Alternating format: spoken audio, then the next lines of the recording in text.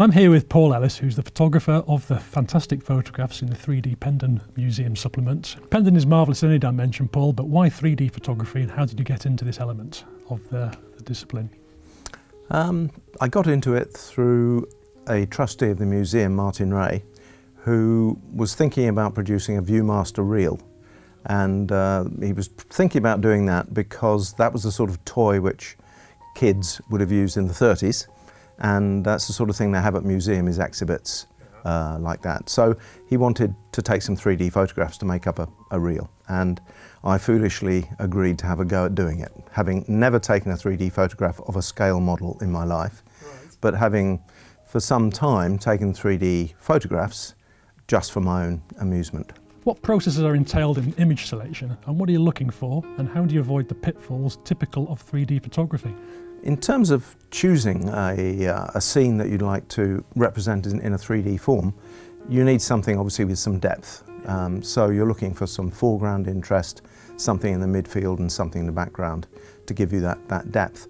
And at Pendon, because the models are so detailed, it becomes a fairly easy task because all those elements are there because of the detailing.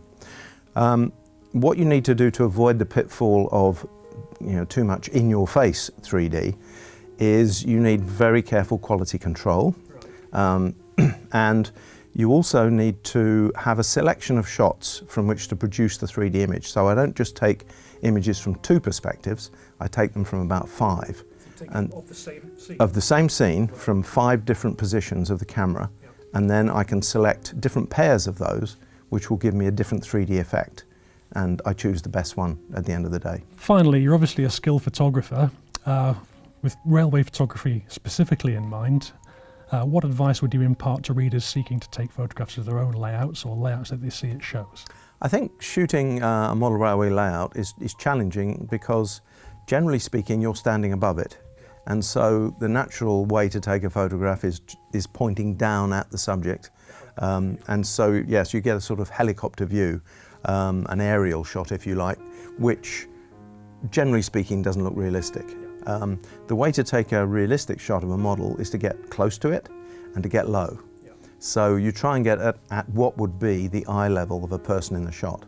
But of course, at 1 in 76, that's about 1 centimetre. So you've got to get very low, and it's possible, but it's sometimes very difficult. There is another trick, though, that you can use, and that is to use a mirror. And you actually put a mirror close to the subject and you shoot down at the mirror. And that way you can get a low viewpoint. Okay. So there you go. A secret given away there. Trade secret reveal.